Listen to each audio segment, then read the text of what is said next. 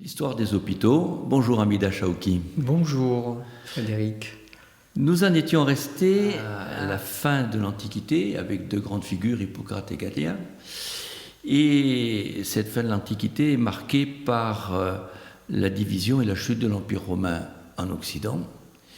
Que se passe-t-il au moment de cette chute en Occident, puisque c'est complètement différent de ce qui pourra se passer de l'autre côté en Orient?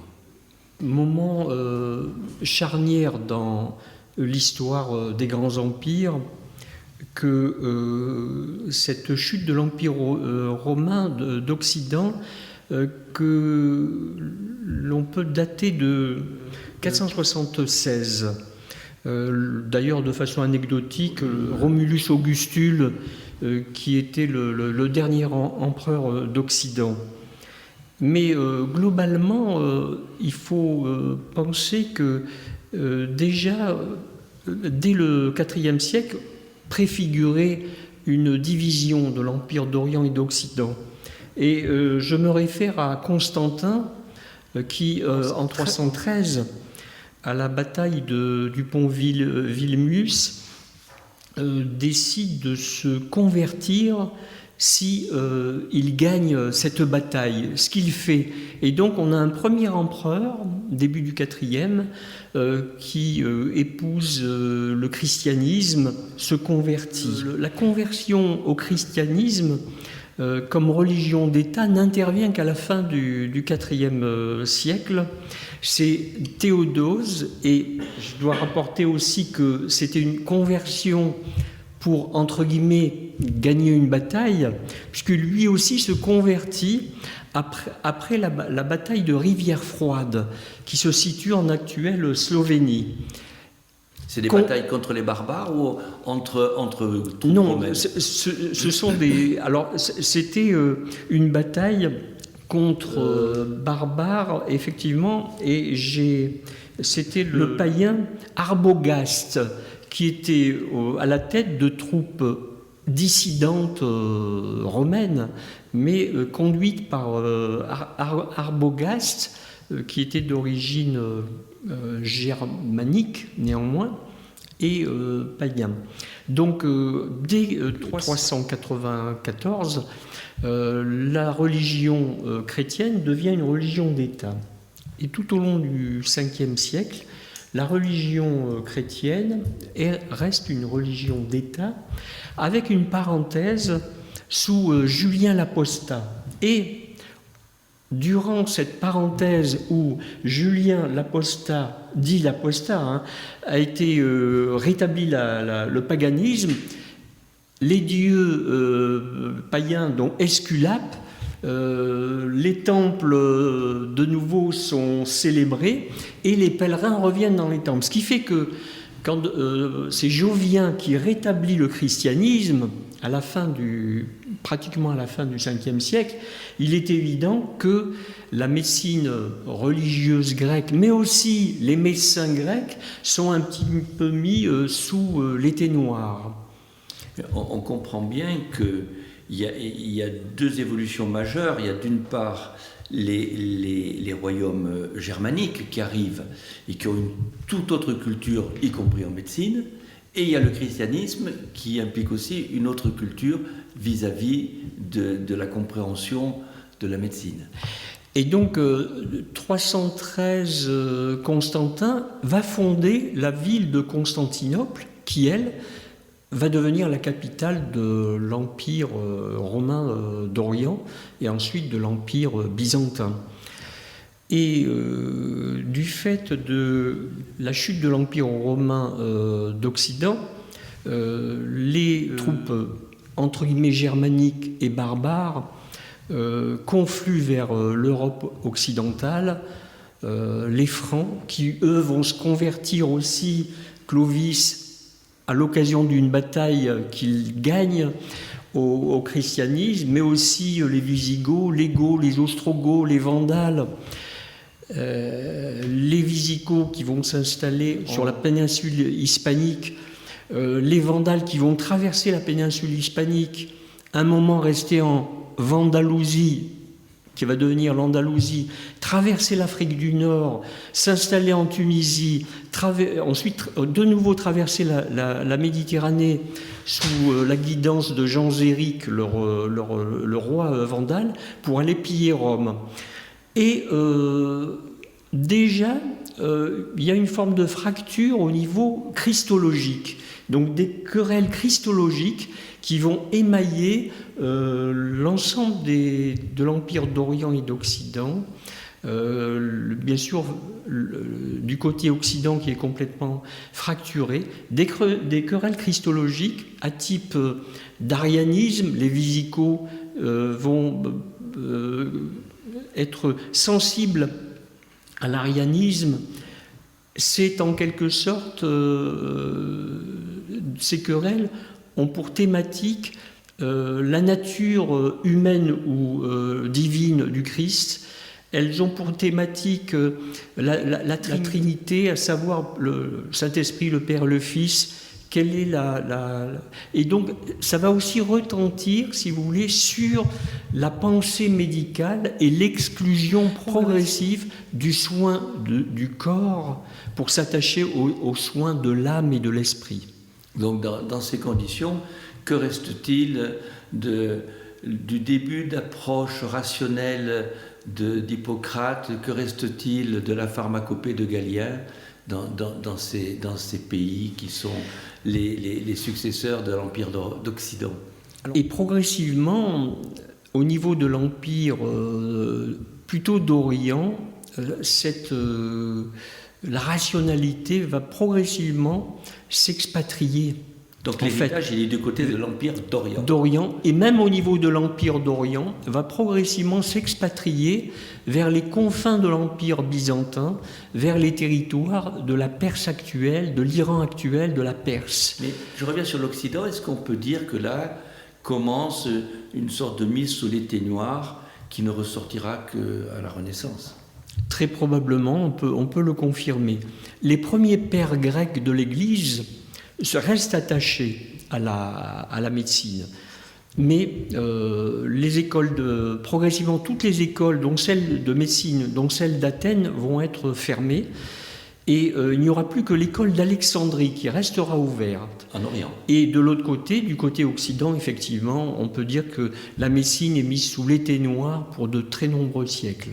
Alors, comment se passe cette acquisition, ou du moins cette continuité de l'héritage gréco-romain dans l'Empire d'Orient? Comment se développe la médecine byzantine? Donc on a effectivement, à partir de l'école d'Alexandrie, un rayonnement de la médecine gréco-byzantine autour des traités d'Hippocrate, de Galien, le traité médical de Dioscoride, et on peut citer 3 grands médecins qui, eux, resteront dans la mémoire de l'histoire de la médecine. Donc Oribase, 325-397, qui est formé à l'école d'Alexandrie.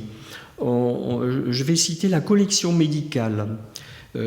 Alexandre de Tralles, 525-605, médecin de Justinien, qui rédige les 12 livres de médecine, et il décrit parfaitement la goutte, par exemple, ainsi que le traitement de la goutte à partir de la colchique d'automne.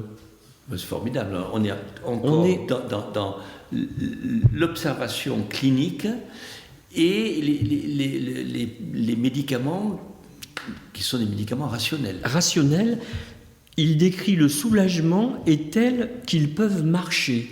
Et à cet égard, la colchicine, immense médicament qui a 2 siècles d'âge, en fait, les 200 ans de la colchicine, et elle est remise sur le devant de la scène au décours de dernières publications en cardiologie qui mettent en avant la diminution de la mortalité et de la morbimortalité chez les patients qui ont fait un AVC et un infarctus.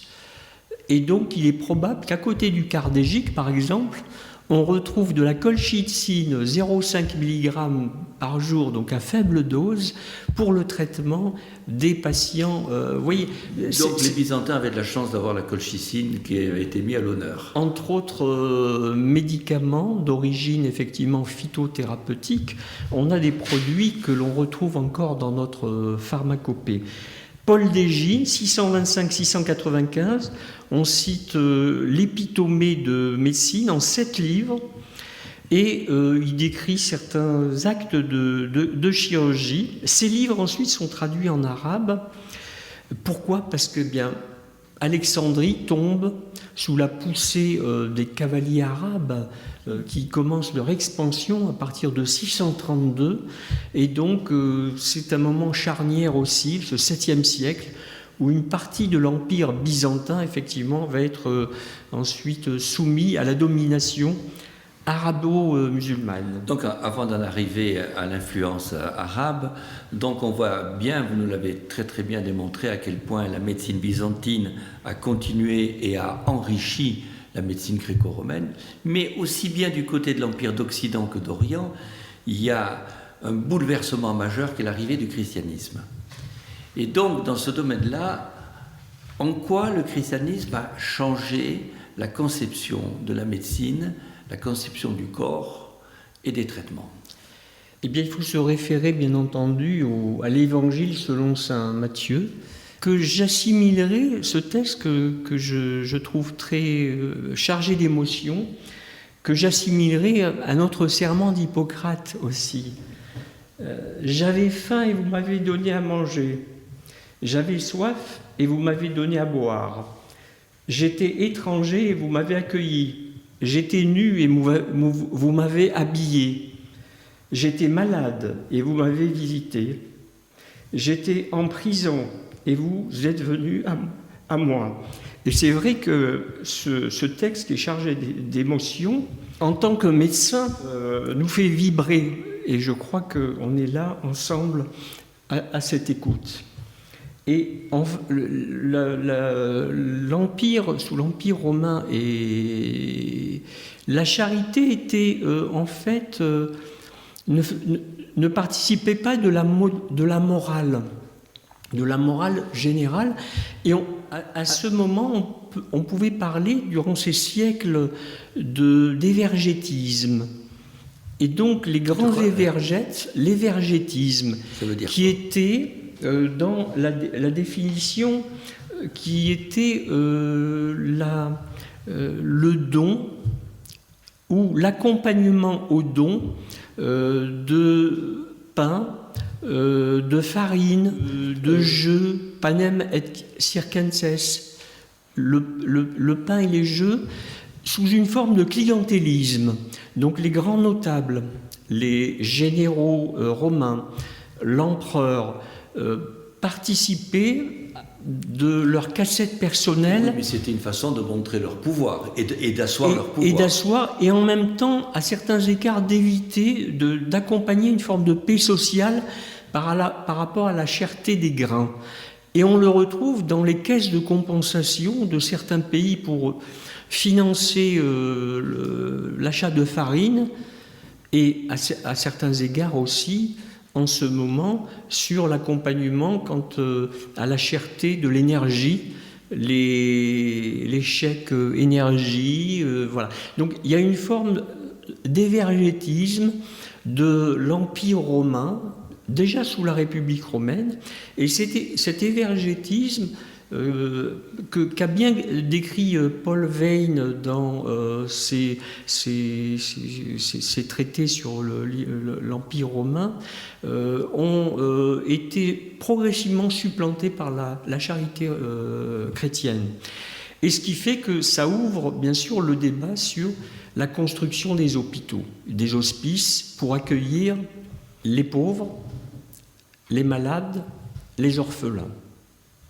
Donc, dans l'Empire byzantin, on va voir apparaître les vrais premiers hôpitaux, puisque c'est lié aussi à ce développement d'un changement de conception et à l'expression de la charité. Et on peut dater effectivement la construction du premier hôpital dans la ville de Césarée, donc en Cappadoce, sous l'égide de Basile de Césarée, qui sera sanctifié par la suite. Ce premier hôpital, Saint Basile étant évêque de la ville de Césarée, un hôpital qui, pour les chroniqueurs comme c'est un chroniqueur célèbre, Grégoire de Nazianze, qui rapportait que cet hôpital était aussi vaste qu'une ville et qui accueillait les premiers malades, pauvres, enfants abandonnés, trouvés.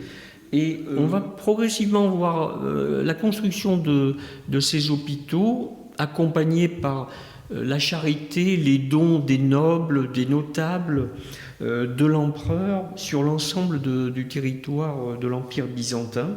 Mais est-ce que ces hôpitaux étaient dirigés et organisés autour des médecins, ou est-ce qu'il y avait encore les religieux qui tenaient le pouvoir et donc la pratique?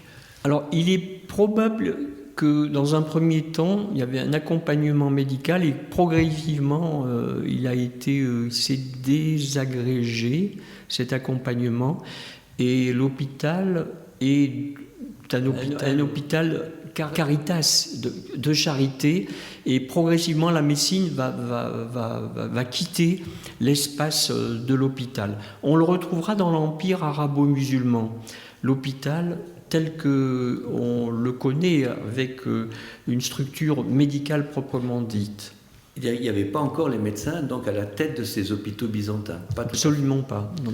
Et donc ces hôpitaux vont se spécialiser autour de la notion de malades, donc on va les appeler les nosocodeiones, autour d'enfants trouvés, les bréphotrocheiones, à propos d'enfants orphelins, orphanotrocheiones, l'hôpital des pauvres, les ptécheiones, l'hôpital des vieillards, les gérotocheiones, l'hôpital pour étrangers, les xénodocheiones. Donc il y a une spécificité de l'accueil des populations en fonction de leur âge, du fait que ce sont des étrangers, des pauvres, des malades. Et dans ces hôpitaux, les médecins vont exercer une médecine qui est liée à leurs connaissances qu'ils ont acquis depuis Galien, Hippocrate et les grands médecins byzantins que tu as décrits. Donc c'est une médecine quand même, il n'y a pas que l'accueil, il n'y a pas que la charité, il y a l'exercice de la médecine. Dans le premier temps de l'érection de ces hôpitaux, les médecins restaient présents et progressivement, effectivement, ils vont s'éloigner et la médecine va devenir une médecine de ville, de domicile, qui sera progressivement dissociée de l'hôpital pour de longs siècles encore, et particulièrement dans l'Occident médiéval. Et on aura l'occasion, dans quelques séances, justement, de traiter de l'hôpital dans l'Occident médiéval. Merci, Amida Chalouki.